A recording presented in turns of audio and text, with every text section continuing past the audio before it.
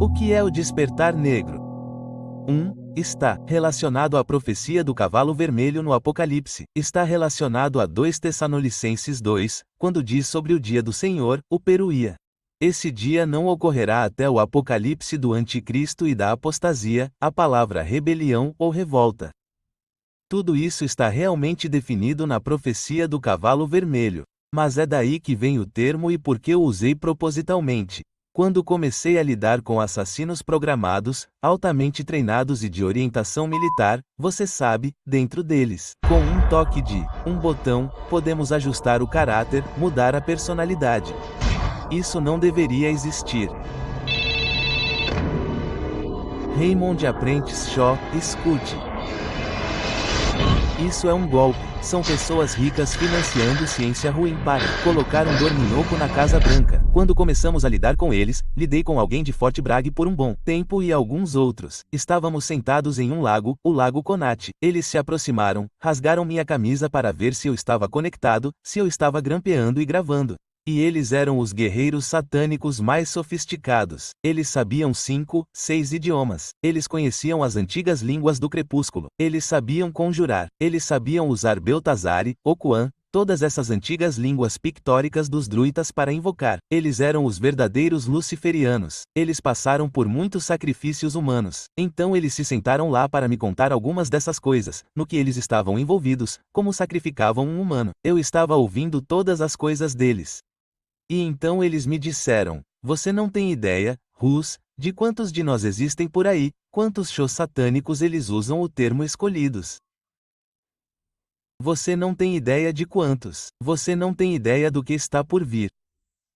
Sentimos o cheiro de sangue cristão.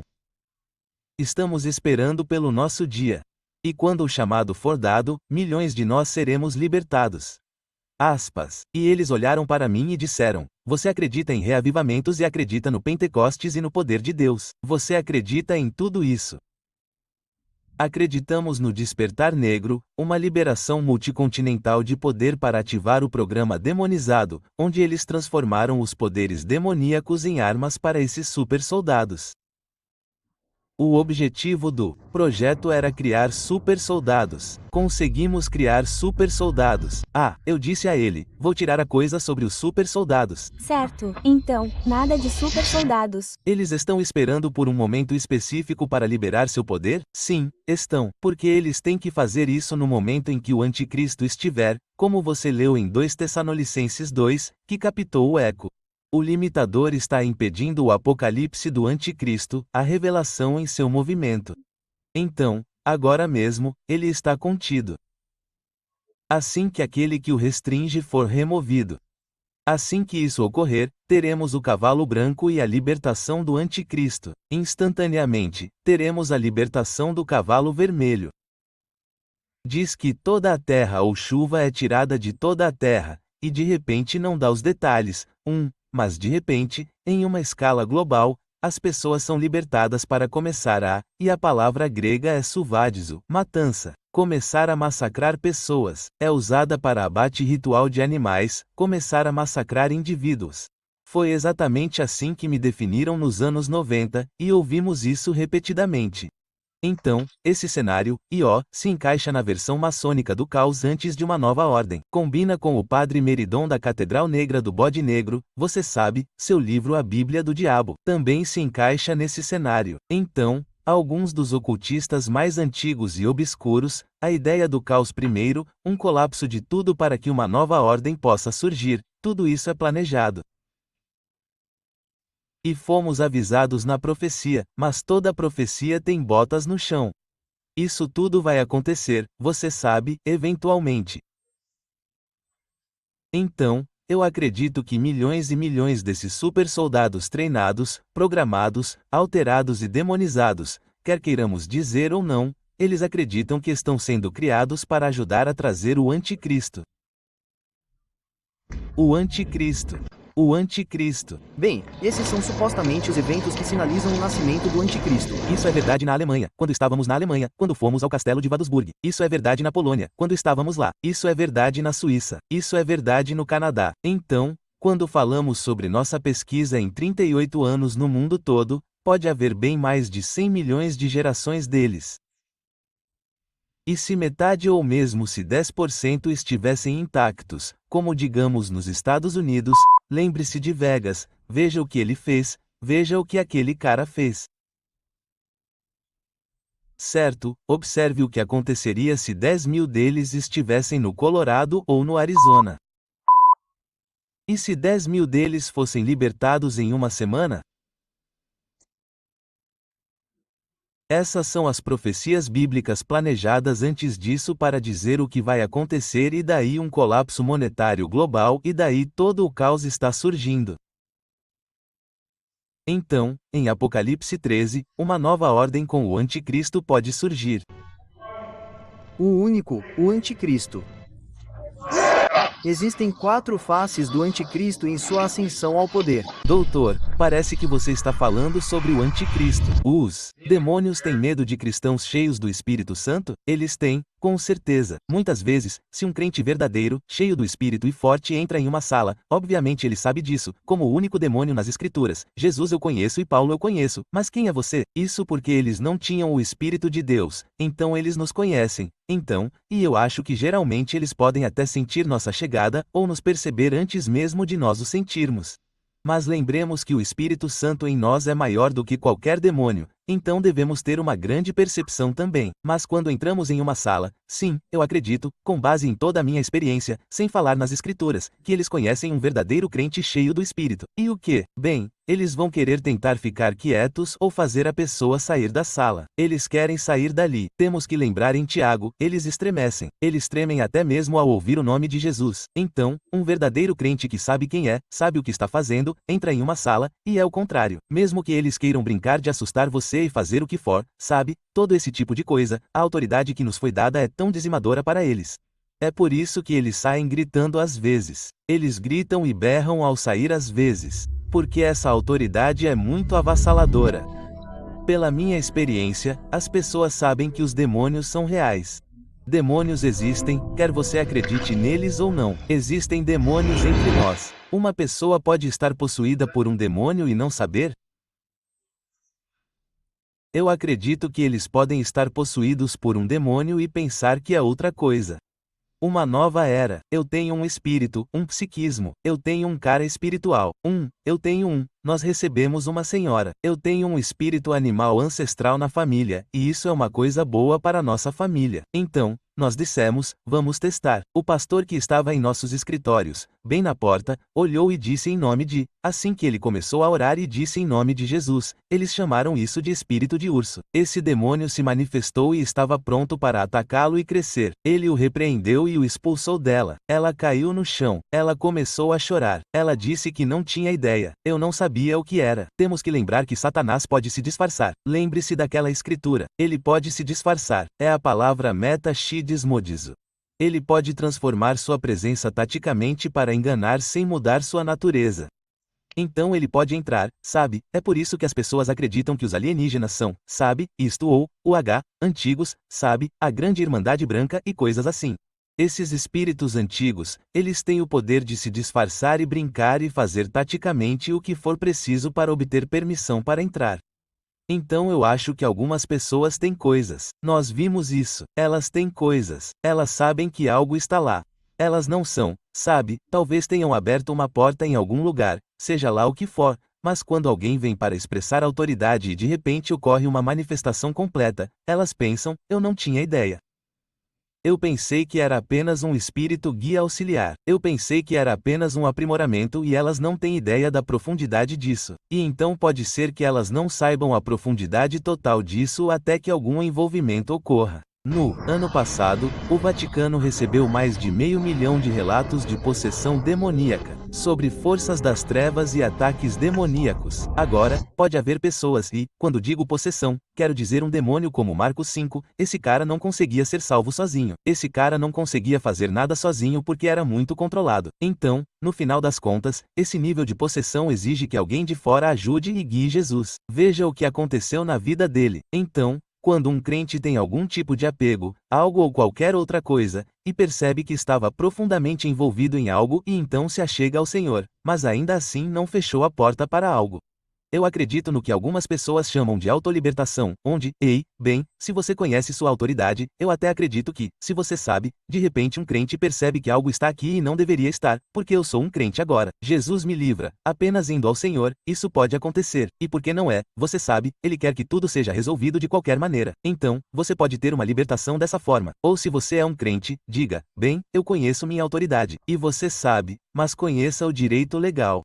Saiba a razão pela qual ele está lá, é para que você possa, você sabe, renunciar àquela porta ou àquela prática e dizer nunca mais. Você não tem direitos aqui, é algo demoníaco. Então a questão é se você foi criado em uma família de médiums ou praticantes de vodu. Então mesmo se você foi criado em algumas coisas ou se você abre as portas, você não sabe, você vai apenas sair e fazer, você sabe, fumar e usar ácido. Você entra naquele mundo, esse tipo de porta pode se abrir aos poucos. Então, eu acho que alguns são mais vulneráveis dependendo do que está ao redor deles, se suas mães ou pais eram bruxos ou satanistas e coisas assim e eles nunca se arrependeram. E então os espíritos querem descer para a próxima geração. Então, mesmo isso é uma pressão extra. Quando um filho ou filha, você sabe que eles não fizeram nada, mas porque a mãe e o pai abriram as portas, eles querem seguir aquela linhagem familiar e ir atrás. Então um filho ou filha, ou até mesmo um neto pode ter mais pressão indevida. Então, as maldições geracionais são reais? Sim, eu acredito que elas são reais e são chamadas de espíritos familiares no Antigo Testamento, o que significa que eles são familiares na linhagem familiar ou familiar com uma área. Então, se meu avô fosse um satanista, e ele realmente fosse um praticante primeiro, quando ele morresse, ele iria querer fazer um ritual para passar tudo adiante, todos aqueles poderes de alguma forma. Mas se ele não fizer isso, e os espíritos saírem, ou mesmo os espíritos deles estiverem nele, eles estão sempre procurando mais acesso, e eles querem, como no Antigo Testamento, eles querem toda a tribo. Eles não querem apenas o avô ou o pai, eles querem a família e depois a tribo. É por isso que todas as tribos foram infestadas. Eles querem tudo. Então, eles vão atrás se um pai, mãe, avó ou avô abrirem essas portas grandes. Isso dá aquele espírito, sabe? Porque, de qualquer forma, eles vão atrás só para trazer influência. Isso não significa que um neto ou neta vai ser automaticamente influenciado ou dominado ou que vai se tornar um satanista ou um bruxo. Mas a influência indevida por causa das mães, pais ou qualquer outra pessoa. Você pode estar em um dormitório na faculdade e tem um cara que é, sabe, profundamente envolvido em algo como vodu e pratica espíritos e o que quer que seja, e vocês estão na mesma sala. Vocês terão problemas. Você pode ser vulnerável a ataques, vulnerável a influências para, sabe, abrir um portal para deixá-los entrar. Então, nesse sentido, sim, você pode ser mais vulnerável. O que nos leva aos 3 estágios da atividade demoníaca: infestação, opressão e possessão. Um cristão pode ser possuído por demônios? Um cristão não pode ser possuído por demônios como um não cristão. O não cristão não tem nada dentro de si. Então, ele pode ter corpo, alma e espírito completamente dominados. A palavra grega para possessão, que lemos em português, é demonizoide, que significa demonização. Portanto, há níveis nisso. Então, eu não acredito que um verdadeiro crente nasça de novo, certo? Você pode ter apegos. Você pode ter, é claro, obviamente, eles atacam e fazem outras coisas em sua vida. Mas um verdadeiro crente, lemos em Efésios 4, se você der ao diabo um ponto de apoio, a palavra grega asterisco H top on, significa que você dá ao inimigo um direito legal, não de posse, mas de se apoderar de uma área, e então você tem um nível de demonização que precisa ser resolvido. O arrependimento e a renúncia trazem liberdade. Portanto, não exatamente da mesma forma que um não cristão. O que você vê quando está no escuro e os demônios vêm? Todos nós temos uma guerra regular como crentes, sabe? Lemos em Efésios 6, sabe? Nossa luta não é contra carne e sangue, mas contra os principados e potestades. E somos ordenados a vestir a armadura de Deus para que possamos ser fortes e ousados. Também nos foi dada a autoridade, e isso é importante para nós sabermos porque você viu nas multidões que acabamos de ver aqui. Eu pergunto, quantos aqui conhecem sua autoridade? 90% não conheciam. Jesus disse: eu lhes dou autoridade para pisar, esmagar a obra do inimigo e vencer todo o poder do inimigo. Então o que está acontecendo agora é o que todos os SRAS sabem disso há décadas. Eles têm invocado espíritos, assim como no Antigo Testamento, invocando espíritos e enviando-os com uma tarefa ou colocando um demônio em um objeto para trazer uma maldição. O voodoo pode fazer isso, o H. Santaia, você pode saber em um nível mais leve, mas ainda fazer isso. O Santo da Morte no México, com milhões e milhões de traficantes fazendo isso. Eles estão fazendo rituais e sacrifícios humanos para lutar uns contra os outros às vezes também. Então, quando um demônio é invocado e se senta contra você e você sente tudo, há uma sensação de que há um impacto real. A consciência é o número 1, mas a autoridade que você tem, se você responder imediatamente e disser, Senhor, diga primeiro, Senhor, o que é isso? O que está acontecendo aqui? O Espírito de Deus está em você. O que está acontecendo aqui? Mas responda imediatamente, eu renuncio a isso. Eu ordeno que isso seja quebrado. Você não terá efeito sobre mim. Eu repreendo isso e então oro pelo remetente. Senhor, envolva-os, quem quer que sejam, ou tipo, em projeção astral também, mas quem quer que sejam, se eles invocaram e enviaram. Tivemos alguns grandes magnatas fazendo coisas e rituais de sangue, e tivemos fotos, desenhos enviados para nós de um sacrifício de criança dizendo, Rus, fizemos isso por você. E eles conjuraram e enviaram um feiticeiro que pode invocar demônios. Então, a boa notícia é que poderíamos evitar muitas coisas. Todos os dias, quando estou em meu tempo de oração, quero perguntar ao Senhor, há algo que foi feito? Algo que foi planejado? Quero falar sobre isso agora. Existem convênios? Agora, o que fazemos é localizar esses grupos clandestinos, mapeá-los no papel e defini-los como alvos. Combatemos tudo e todas as coisas demoníacas que eles estão fazendo. Oramos para que sejam expostos. Oramos para que Deus envolva as pessoas, as coloque de joelhos e as salve. Então, veja Saul de Tarsis, como Deus o derrubou. Acho que isso também pode acontecer.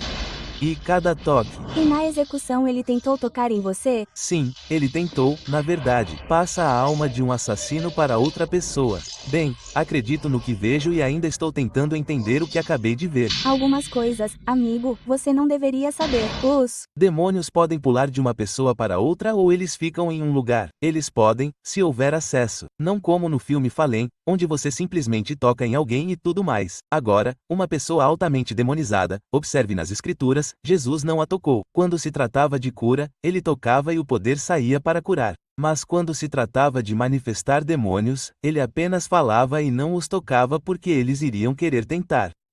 Qualquer um que conhecesse demônios e poderes. E nós tínhamos um voodoo realmente pesado, o Agabouri. E bem, na verdade ele sempre se chamou de Bobalou. Então ele queria vir com todos os demônios dentro dele e queria agarrá-los. Ele tentava pelo menos tentar liberá-los em você. Então, mas você está apenas de passagem. Alguém, eles simplesmente não têm o direito. Eles sempre precisam ter algum tipo de direito para realmente, você sabe, agarrar. Denton.